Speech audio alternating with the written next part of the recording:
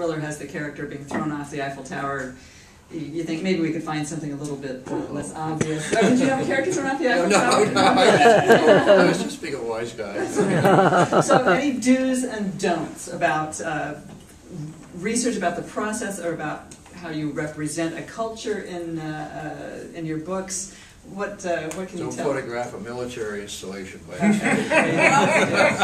mistake. Yeah, certain countries. Do it on purpose. Certain countries, just tourist, what you think is a tourist area turns out to be strategic. Yeah.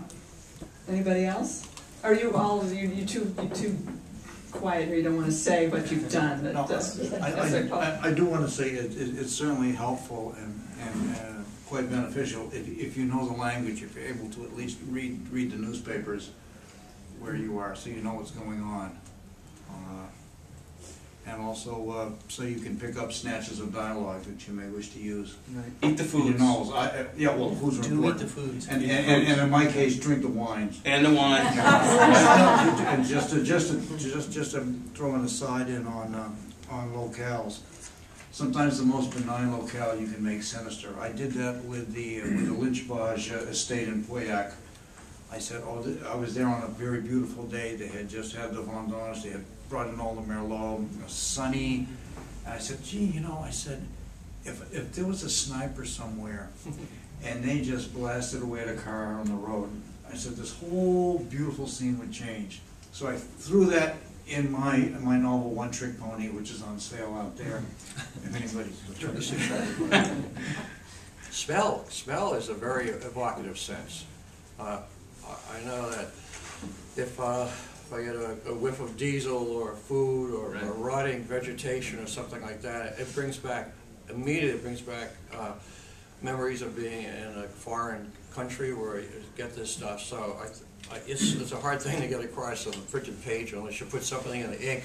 But if you can convey that that feeling of smell along with the physical. The other thing is characters, not just things that we're looking at, but the people that we meet. Maybe it's obvious, but physically the people that you meet, the things they do, the things they say, the way they react to you. So you pick up characters as well as geography. Exactly. You walk around a town and you kind of imbibe not just the atmosphere, but the attitude. I mean, I think if you I found that no matter where I go around the planet, young men are going to be able to, no matter what it is that's considered cool in their town, whether it's Southern Africa or Singapore or San Diego, they'll walk the same. They'll have that same kind of sense of pride, no matter what they're wearing, whether they're wearing T-shirts or what we would consider a funny hat or something. But you have to recognize what's universal and what's particular and what's getting them going.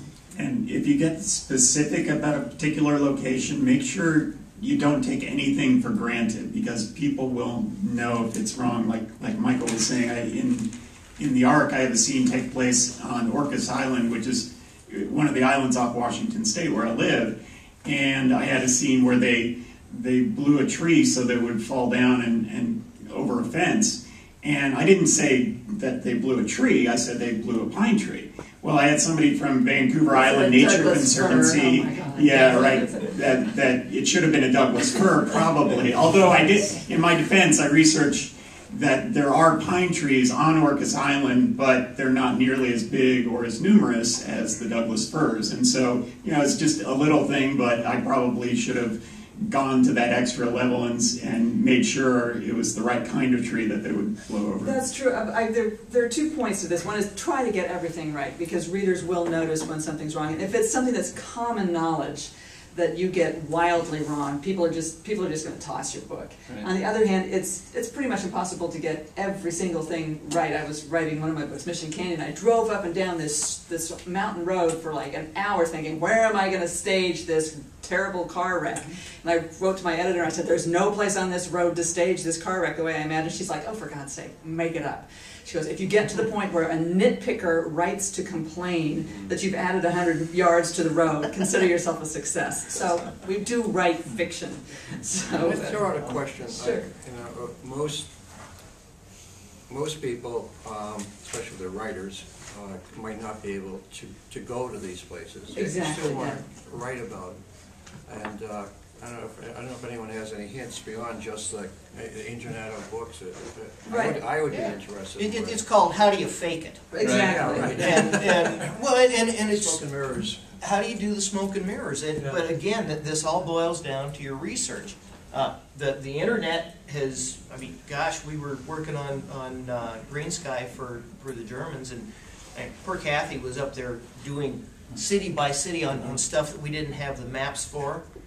So you can do that with the Google Earth. The other thing are a lot of the travel guides, especially the DK Eyewitness. Yeah, they're very good. Yep, use those. That helps you to fake it because they've got lots of nitty gritty. But you get photos, you get Lonely Planet. Again, check out blogs from people who have traveled there. You can get enough, and then if you write cautiously, and you can fake it really easily in that kind of a way. But especially what Mike was saying, just start with the authoritative things and with other people who have been eyewitnesses to these places. He's right. You can start with something like my latest book, The Nightmare Thief, takes place largely in the Sierra Nevada in California, and it was hard for me to get out there from London. But you start with, say, the Sierra Club or other places where people have a community online, and you can find out, Joe and Mike's 10-day hike through the Stanislaus National Forest to Yosemite, and these guys took 4,000 photos that they all posted online. So you've got a sense of what the place looked like 3 weeks ago, or at this time of year, and how the water was, how high the water was, and what exactly the granite looked like. Wildlife books. Yeah, exactly. Tree books, botany books, geology books. All of this stuff becomes your reference. I mean, if you're going to be in the Cognac region of France, it's nice to know that you're on a really white limestone kind of soil that's got fossils in it. Botany, definitely. Yeah. Yeah, but- and- Or if you're in policy. China, there's going to be coal dust all over the place. Yeah. That's going to be in everything. So There's also a That's a tough website. There's a website, I believe. I think it's called Soundscapes, where you can get local sounds as well. Oh, that's really cool. Yeah. really, Yeah. So this is about the senses, right? What we're trying to get is all five, and so we can normally try the different foods and that kind of thing. We can get the sense of taste and I don't know, smell some coal dust or something like Yeah, that. But the sound we can now get, the iPhones allow that. That's exceptionally cool. That's great. really Yeah. interesting. And again, pull information off of the travel books and the pictures and the stuff. Because, for example, if you're someplace that, like, I've never been to Hanoi, but from the pictures, I know if I'm writing that description, there's going to be a whole lot of two-cycle scooters and 50cc Honda motorbikes running by along with the bicycles. But look at that picture and then extrapolate there from the kinds of sounds that you should be hearing. Okay. We have a few minutes left, so I'm going to open the floor to questions. Yes?